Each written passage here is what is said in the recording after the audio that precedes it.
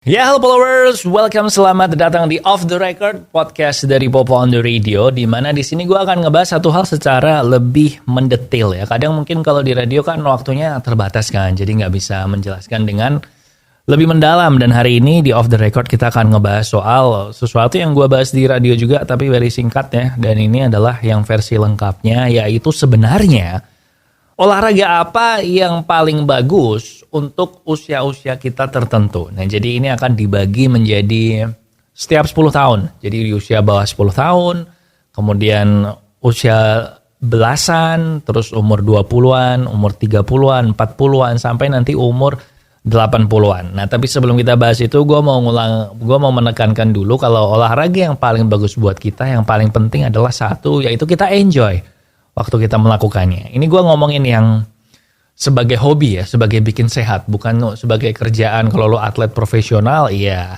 tentu beda ya sama kita ya. Nah ini kita kan, gue tadi udah bilang paling penting adalah enjoy. Nah tapi yang akan kita bahas hari ini itu adalah olahraga-olahraga yang kalau lo lakukan di umur-umur tertentu, itu akan punya efek yang bagus baik secara fisiologi maupun secara sosial atau secara mental dan sebagainya itu. Oke, so langsung aja. Abis ini kita akan mulai.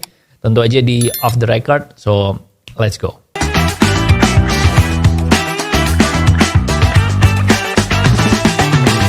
Nah, yang pertama adalah di bawah 10 tahun atau untuk anak-anak. Dan ini adalah yang paling gampang karena anything and everything, atau semua, pokoknya kalau lo punya anak kecil bawah 10 tahun, dia lagi suka main bola, ya udah biarin main bola. Dia suka main basket, ya biarin main basket. Dia suka apapun, terserah. Pokoknya ada guideline dari ahli medis ya, bahwa anak-anak itu setiap hari perlu olahraga minimal 60 menit. Jadi physical activities itu setiap hari selama 60 menit.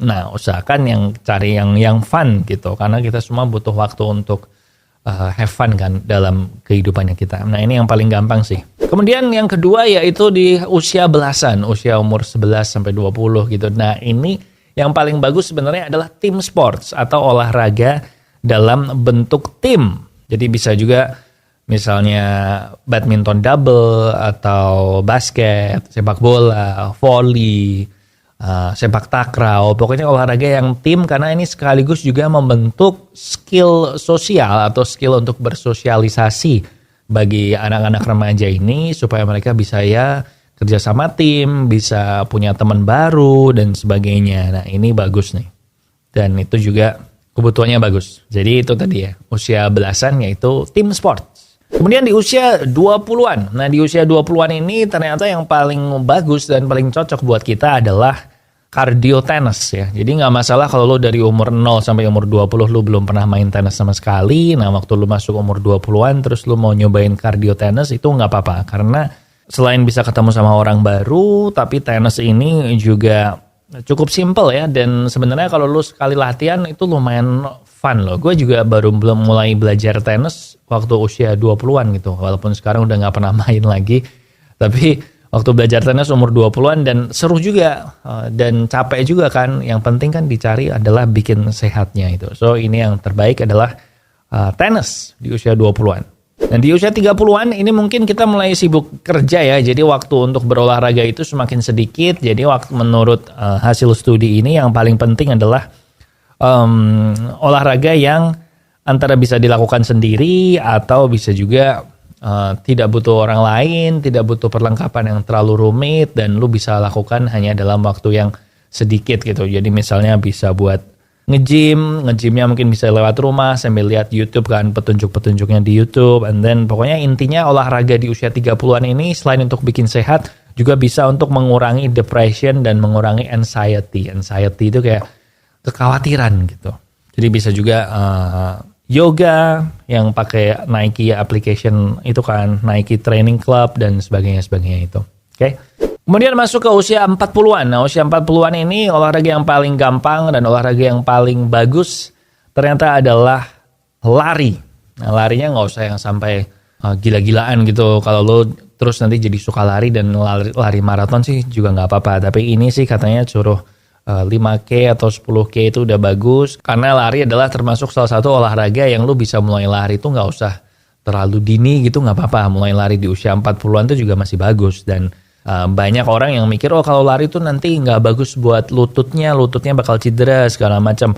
Enggak sih, justru lari itu menurut hasil studi yang terbaru itu bisa memperkuat lututnya kita dan memperkuat sendi-sendinya kita dan juga melindungi kita dari osteoartritis nanti di kehidupan yang waktu udah tua.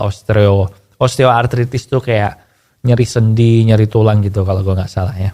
Dan bonusnya kalau lo olahraga lari juga lo semakin tua maka waktu yang dibilang cepet itu tuh semakin bertambah juga. Plus bonusnya kalau lo olahraga lari itu ketika lo tambah tua maka lo larinya itu kan nilainya lari cepet apa enggak itu tuh semakin lo tambah tua juga semakin naik nih waktunya. Jadi lo semakin pelan lah waktu yang dibutuhkan untuk bisa dibilang orang wah lo cepet tuh. Karena ada faktor usianya di situ. Gitulah, tapi itu masih lama, masih jauh lah. Yang penting kalau lo masih mau mulai olahraga, ya coba aja mulai lari ya di usia 40-an. Nah, usia yang 50-an adalah banyak orang yang mengusulkan supaya low impact. Jadi contohnya bersepeda atau berenang gitu kan. Tapi sebenarnya yang paling bagus justru adalah weightlifting. Tentu aja weightliftingnya nggak boleh terlalu berat, tetapi yang cukup menantang aja supaya menjaga supaya massa otot kita itu tetap ada itu, nggak terus berkurang. Dan kalau kita massa ototnya ada, maka kemampuan kita untuk melakukan simple task gitu-gitu juga nggak berkurang. So, untuk usia 50-an katanya justru yang paling bagus adalah weightlifting, man. Angkat beban, tapi angkat beban yang moderat ya. Jadi jangan yang sampai berat banget kayak pengen jadi Arnold Schwarzenegger gitu. Oke.